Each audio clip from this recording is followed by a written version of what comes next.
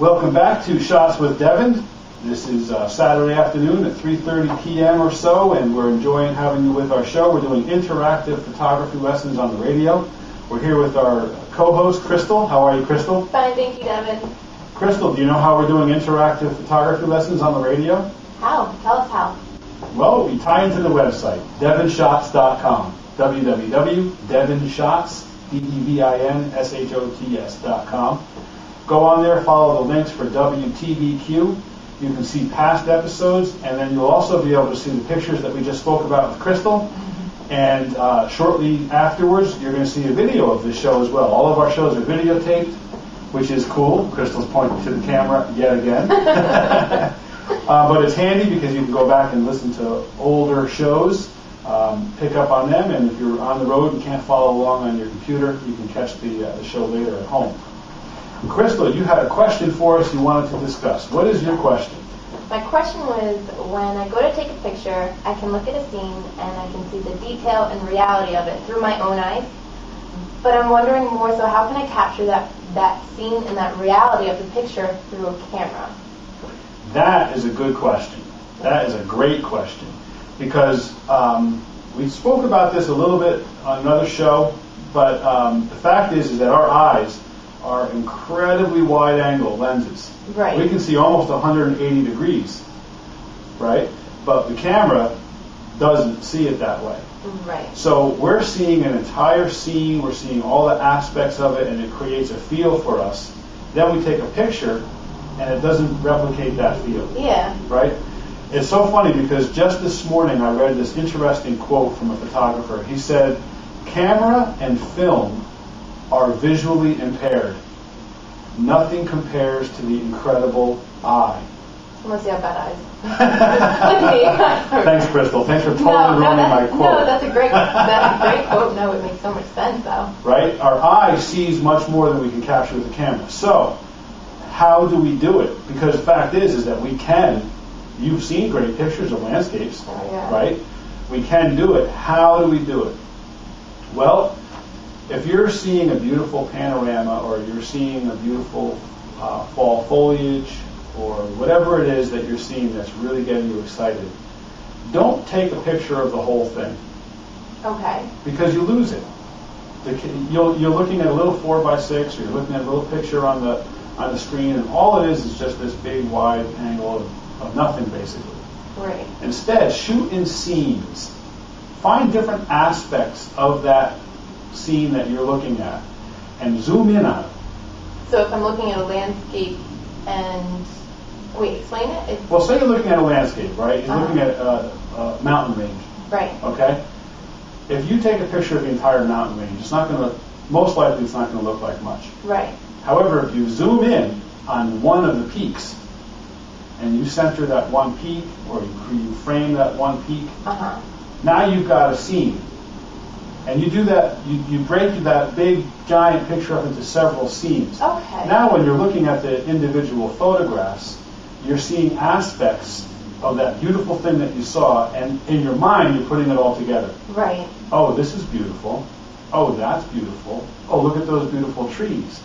Oh, look at the leaves on those beautiful trees. Right. Instead of trying to put everything into one picture and it not have anything of main focus, but to break up the beautiful picture into several different focuses. Exactly. Okay. Now you've got something to look at. And so every photograph that you're looking at is interesting.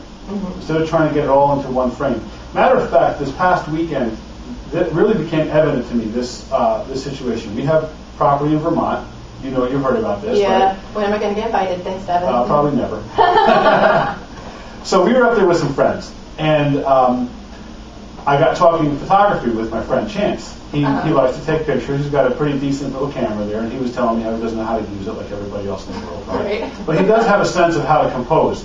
And so one of the things that we did this weekend was we cut a trail and got a tractor onto my property, which was a pretty tremendous feat for us. So at the very end, we got a picture of me driving onto my property in the woods with this tractor. And Chance's wife took the picture, and it's a whole lot of woods and a very little tiny spot of Devin on the tractor in the middle. And Chance was explaining to me how this conversation with his wife, and he said, well, why did you do it that way? She says, well, I wanted to show the whole scene. Right? Yeah. But it doesn't show anything. All it shows is a little spot of Devin in the middle. Right. Right? Now, if she had taken several images, right, some images of our camp, some images of our cabin, some images of the little stream, and then a close-up of me coming through an opening on the tractor, mm-hmm. it would have told the whole story. Right. And we would have had the whole picture, but in composites. Mm-hmm. Does that make sense? Oh, yeah, absolutely. So that's how you capture the reality. I learned this lesson as I was learning how to do photography. I noticed that I would start fairly wide, and I would continue to zoom in, and invariably the best picture was the last one that I took. Right. Because it was the best close-up. Mm-hmm. Maybe I was walking closer. I remember an example is I saw some vultures up in a dead tree one time. And I was taking pictures as I was approaching the vultures because I didn't want to spook them. Right. Right? So I would take several steps, take a shot. Several steps, take a shot. And, you know, my eyes were focusing on the vultures the whole time. But when I got the print back, and I saw the last one, which was just the top of the tree with the vultures, by the time I got closer and zoomed in, that was the keeper. Right. The one with the whole scene, the vultures were so small, they looked like little mosquitoes. Right. And that was the turning point for me when I began to understand that the way you capture a scene is by vignettes. You know what a vignette is? No, you can explain it to me though. Okay. A vignette is like a little story box almost. Okay. So yeah, I know. Right? So if you shoot in vignettes and take little scenes of the whole big thing, the autumn is the perfect example. Uh-huh. People want to take pictures of the foliage, and they're always boring pictures. Right? Yeah. Look at your pictures, they're probably boring. It's just a bunch of trees. If you take one tree and you just get some close-ups of those beautiful leaves against the blue sky, or you take some pictures of the beautiful leaves in water, right, with reflections of the trees, you're applying the scene with the reflection. Right. These little smaller snapshots of the big scene actually tell the whole story. Right. That makes sense because I know I've done some pictures where once I get closer, whether it's an animal or not, but once I start to get closer to something, then I'll start to see, oh, this looks better. Oh, no, this is a better picture. I'll delete my other ones. And then I'll get closer and closer. And I end up deleting all the pictures that I have taken before and keeping the one that I was looking for as I got closer. Exactly. So that's the story. Well, that's going to pretty much wrap up our show, Crystal. Thanks for having me, Devin. Thanks for coming. You were a great guest. Thanks. But for a small fee, you can come back. Great. I'm going to go broke. I want to talk about a couple things real quick. You did darkroom work when you were in high school, right? Yeah, I did. Did you enjoy it? I loved it. You know, a lot of people have darkrooms and don't even realize it. They have the software for their digital cameras that enables you to have a digital darkroom. And you can do virtually everything that you did in the chemical darkroom now on the computers. And a lot of people have questions, how do I do that? How do I use that software?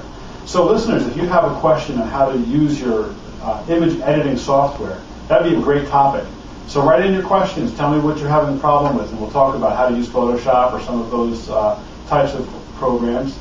Next week, we're going to talk about a listener question from Wayne. He wants to know, how can he capture the moment with his family? How can he have great-looking shots that capture their personalities but don't look either too posed or too out of control? So we'll talk about that next week. Please write in your questions to me. Tune in next week at 3:30 on Saturday for Shots with Devin. Thank you to CertaPro Painters as my new sponsor, and I look forward to seeing you all next week.